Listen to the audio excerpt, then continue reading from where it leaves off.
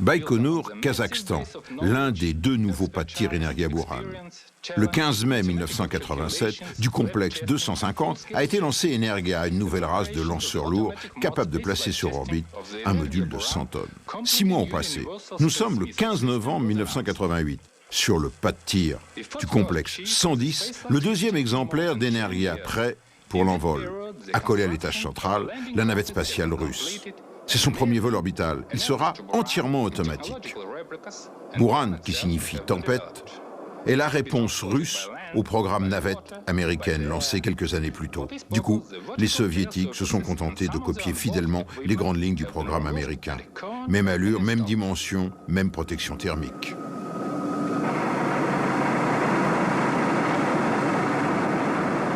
Revenons en arrière. Le premier exemplaire de Buran que l'on voit ici est assemblé dans les ateliers de construction des avions MiG à la périphérie de Moscou.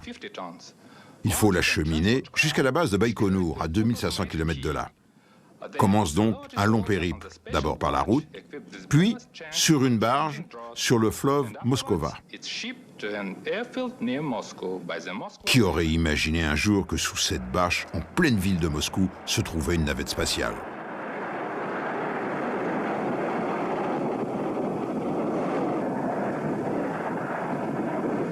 La suite du programme, c'est par les airs.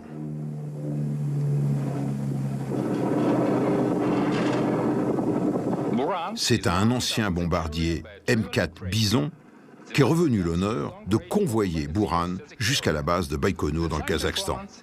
Et il faut être russe pour oser faire voler un tel équipage.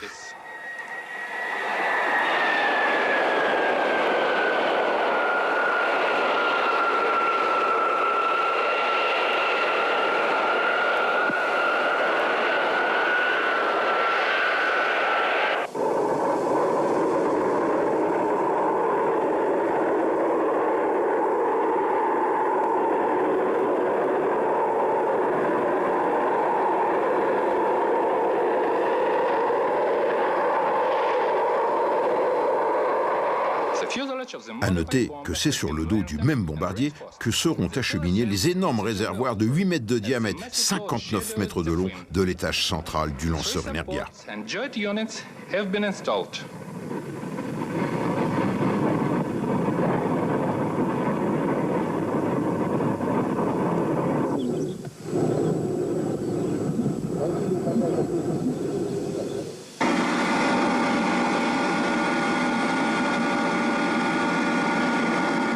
Après 5 heures de vol et le survol des rives de la mer d'Aral, la piste de la base de Baïkonour est en vue.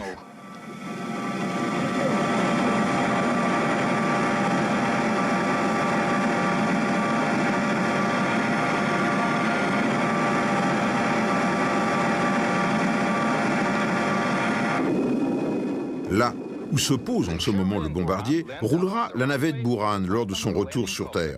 C'est une nouvelle piste de 4500 mètres de long, 84 mètres de large. Ici, les énormes bâtiments d'intégration.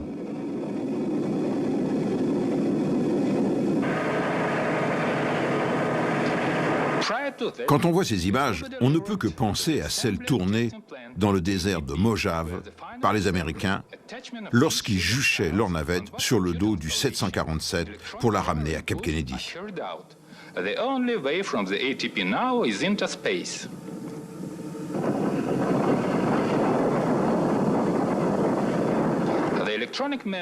Un petit voyage par la route, et c'est le bâtiment d'intégration, le MIC.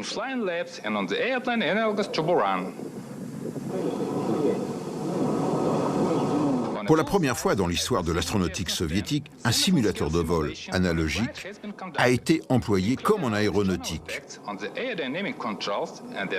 Nous sommes au début des années 80 et la modélisation informatique n'est pas encore le point fort des Russes.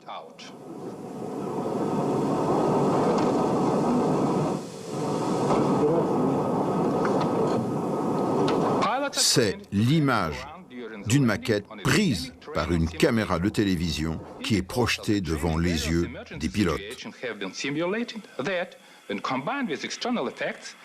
Mais ce système, simple et finalement assez réaliste, a également servi pour l'entraînement des équipages des véhicules Soyouz pour les opérations de rendez-vous. Ici, la simulation de l'atterrissage sur la base de Baïkonour. Dès le début du programme Buran, arrêté le 12 décembre 1976, les ingénieurs de Chemig ont fait le choix d'un retour sur Terre en mode automatique, sans pilote, au moins pour les 4 premiers vols. Le programme informatique et les systèmes de commande ont été testés sur un Tupolev 154 transformé en laboratoire volant. Là, le pilote joue le rôle du pilote de Buran. À droite, le commandant de bord. Il peut reprendre les commandes en manuel en cas de problème. Nous sommes cette fois-ci à l'intérieur du poste de pilotage de Buran qui a été transformé en avion classique en installant à l'arrière 4 turboréacteurs d'avion. But de l'opération, étudier le comportement en vol de la navette durant la phase finale de son retour sur Terre, c'est-à-dire dans le régime subsonique.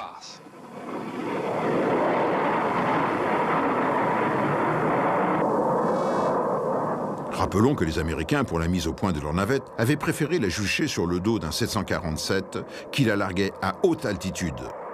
Le retour sur Terre s'effectuant en vol plané sans moteur. Ici, Buran en approche, escorté par le Tu-154, qui aura pour rôle de permettre la télécommande de la navette dans la phase finale. Plus tard, ce rôle sera confié à un MiG-25.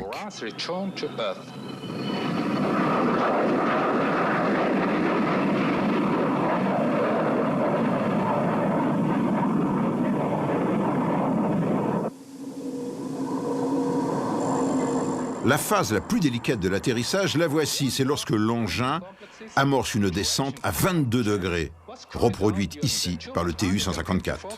Ce n'est qu'au 5e vol, le 10 novembre 1985, qu'a eu lieu le premier atterrissage en mode automatique. Au total, 25 vols furent effectués. Nous sommes maintenant en octobre 1988. Buran est prête pour son premier vol spatial. Elle est acheminée vers le bâtiment d'assemblage MiG-112. Un monstre. Il mesure 342 mètres de long, 254 mètres de large et peut intégrer en même temps 4 navettes. C'est là que Buran est fixé sur le côté du lanceur Energia, puis acheminé vers le pas de tir situé à 5 km de là.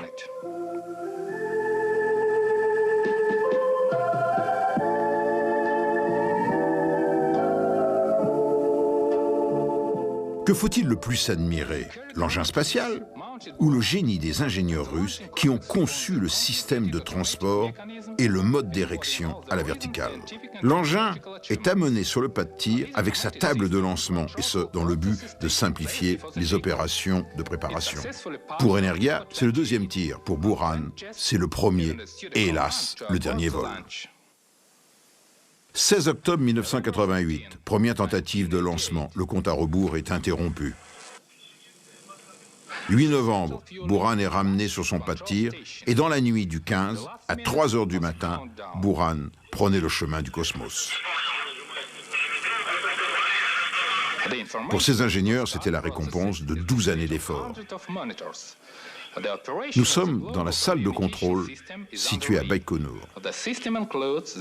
Dans le Pacifique et l'Atlantique Sud, les navires de poursuite sont à poste.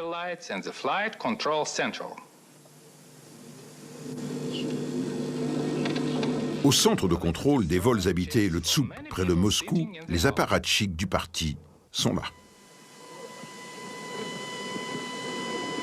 Le MiG-25 d'accompagnement de Buran lors de son retour est prêt.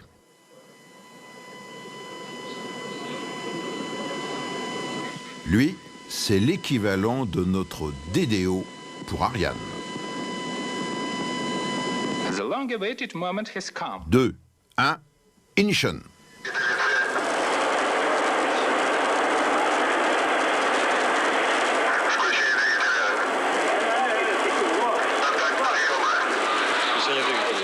Un déluge de feu et un sans faute pour Energia.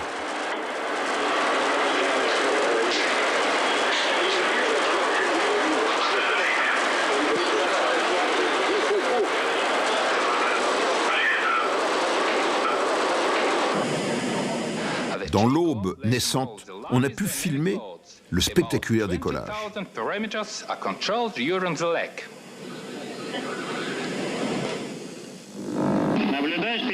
La voici filmée depuis le MiG-25.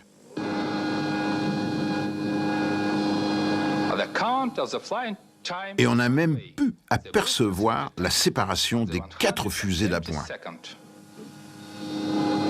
Вот они, отделение параблоков. 2:30. 8 minutes plus tard, Buran est largué à 160 km d'altitude.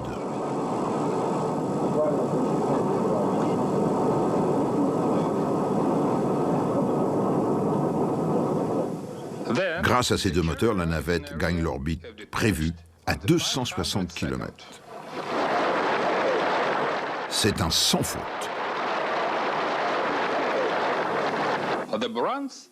Une caméra placée à bord filme le poste de pilotage, qui bien entendu est vide. Et voici quelques vues de la Terre.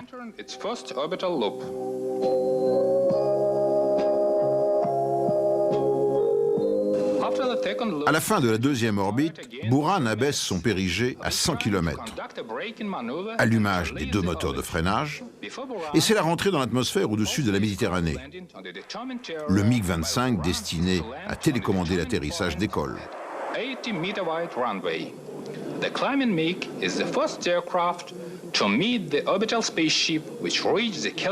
La trajectoire suivie par Buran est idéale.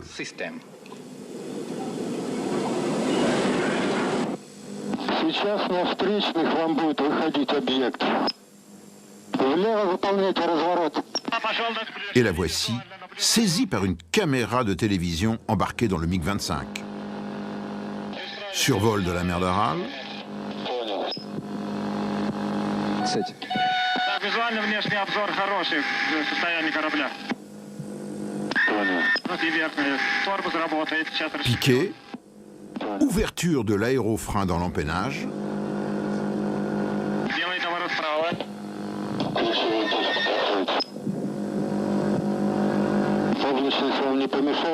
Dernier plongeon. Dernier virage.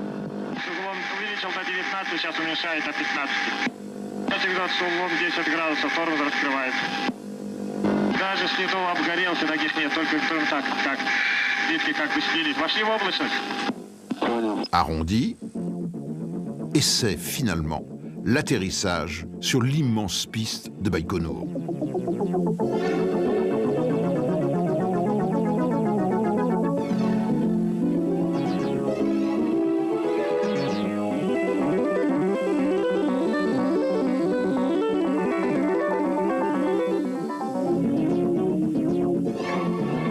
Formidable réussite.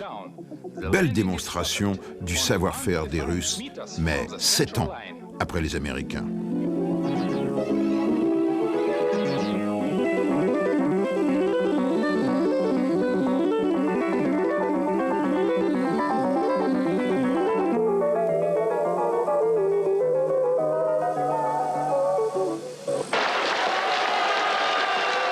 Mais derrière ce triomphe se cache une énorme déception. Le 30 juin 1993, faute de crédit et surtout de volonté politique, le programme Energia Buran est abandonné.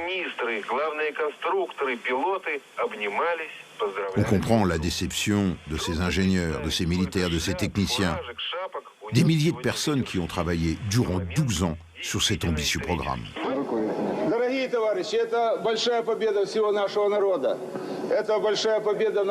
Deux navettes ont été construites. Buran a fini ses jours sur un parking de l'aéroport de Baïkonour, près du bâtiment d'assemblage. L'autre est exposé dans un parc d'attractions de Moscou.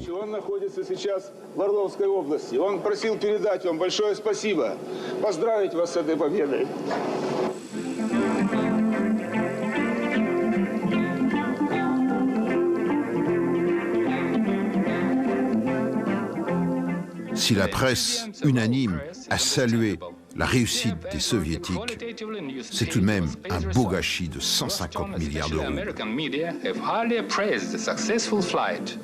The NASA representative said that as far as Buran's perfect landing was concerned, they were ready to take their heads off.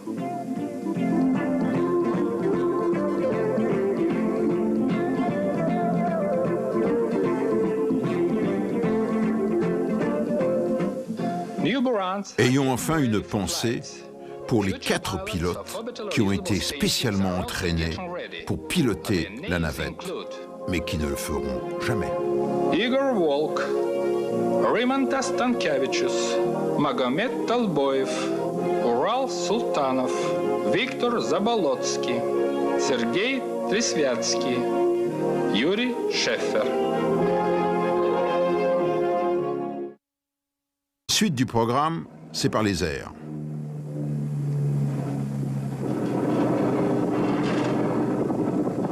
C'est à un ancien bombardier M4 Bison qu'est revenu l'honneur de convoyer Buran jusqu'à la base de Baïkonour dans le Kazakhstan.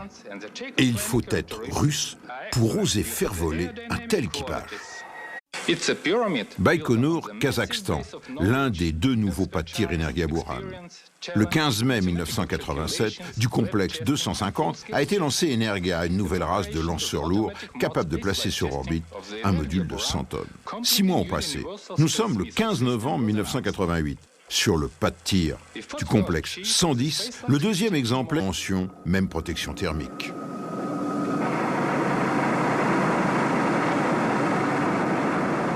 Revenons en arrière. Le premier exemplaire de Buran que l'on voit ici est assemblé dans les ateliers de construction des avions MiG à la périphérie de Moscou. Il faut l'acheminer jusqu'à la base de Baïkonour, à 2500 km de là.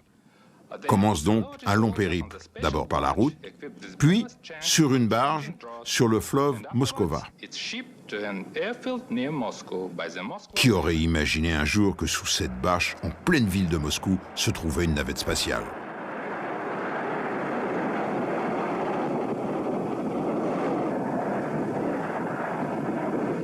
La d'Energia prêt pour l'envol. Accolée à l'étage central, la navette spatiale russe. C'est son premier vol orbital. Il sera entièrement automatique. Buran, qui signifie tempête, est la réponse russe au programme navette américaine lancé quelques années plus tôt. Du coup, les soviétiques se sont contentés de copier fidèlement les grandes lignes du programme américain. Même allure, même dimension.